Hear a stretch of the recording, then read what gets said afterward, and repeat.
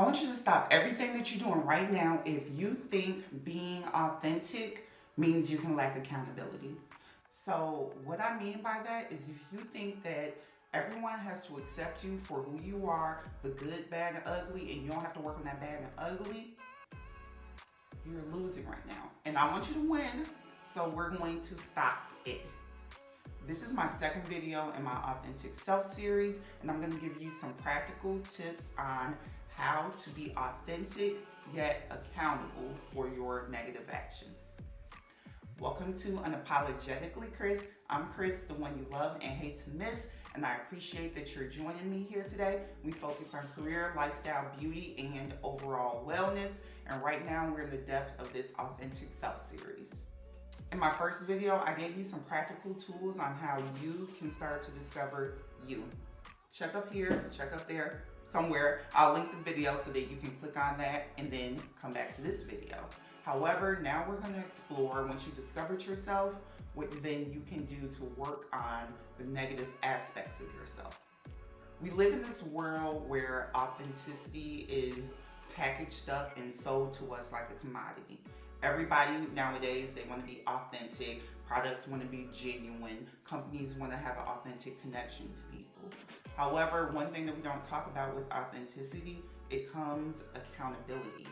When you're authentically who you are, you need to take accountability for your actions and those parts of your personality that you really have to work on so that you can become the better version of you for yourself and for society as a whole. So what I suggest doing is start by figuring out what parts of yourself where you need to work on, do some shadow work, figure out those negative personality traits that you have.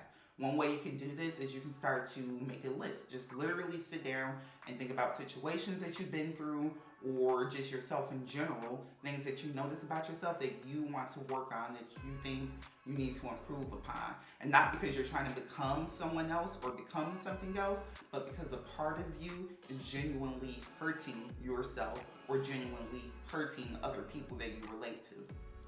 If making that list is difficult or it's pretty short and you want some other input, you can just reach out to people that know you well.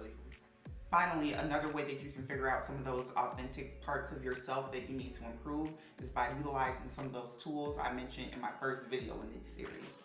That video really focused on occult-like methods to discover yourself. And you can use those tools and it'll not only tell you about the positive things about you, but it'll also lay out the shadow aspects, the negative side of the polarity of who you are. Once you have this list in place of your negative personality traits, these things that are authentic to who you are, but they're affecting you in a bad way or the people around you in a bad way, you need to actively start to work to improve them. So what that looks like is if you are a person who is very blunt, the first thing that pops on top of your mind, you say it. Sally walk in the room and Sally got a red wig on and it's a little crazy looking and all over the place, but Sally love that wig. And the first thing you say is, "Ugh, Sally, what's that?" And Sally is genuinely hurt because you just made fun of how she looks.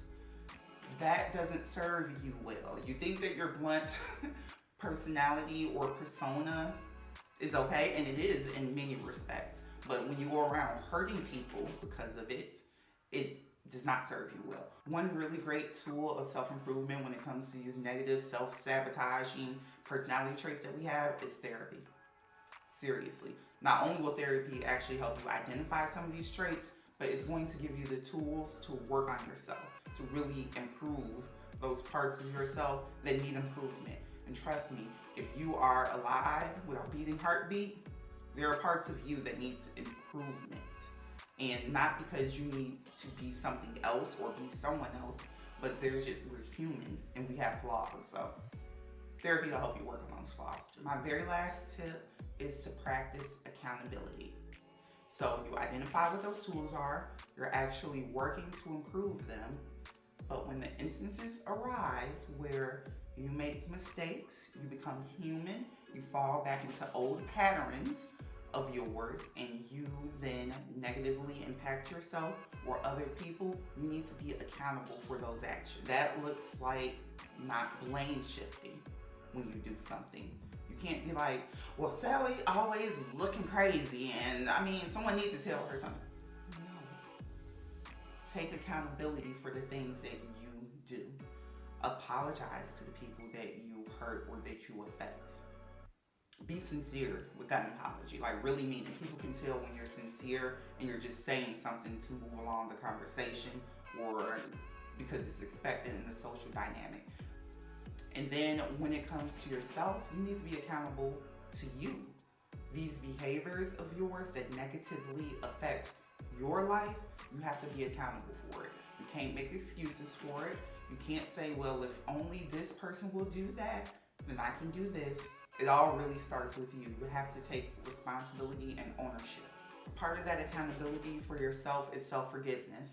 We are taught to forgive people who trespass against us. When someone does wrong to us and they ask us to forgive them, we're taught that you have to, or you should rather, forgive them. However, I don't think the conversation happens enough around self-forgiveness. When you do something that negatively affects you, you have to forgive yourself for that. I like to liken this to an example of wearing a backpack. And you have to walk around with this backpack every day of your life. And every time that you do something in your personality, something that is authentic to you but doesn't serve you, affects your life, a brick is put into this backpack. And you're walking around and more bricks are going to keep continually being added to it. Not because you are a bad person, but because you're human. Humans have flaws. And until you start to actively work on them, you're going to keep repeating these types of things. So bricks keep being added to your backpack, and it's heavy now. It's affecting your back. It's affecting your neck. You can't sleep right because this backpack, it is going to affect you. However, if you forgive yourself and start practicing grace with yourself, the brick will be removed from this backpack each and every time. Your load is going to lighten as you forgive yourself.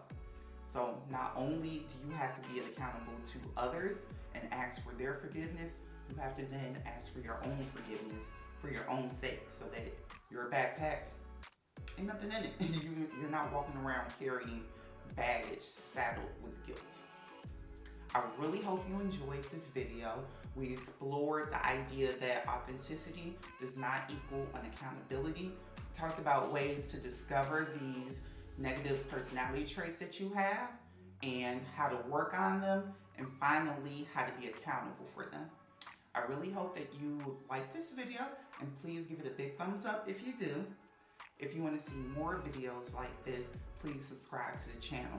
Below, give me a comment about times where you had to really be accountable for those negative parts of your personality, and how did that make your life better when you were accountable? Let me know. If you want to see more videos like this, please once again subscribe, and I have some more videos on my channel that you can check out, like the one that will show soon. Boom.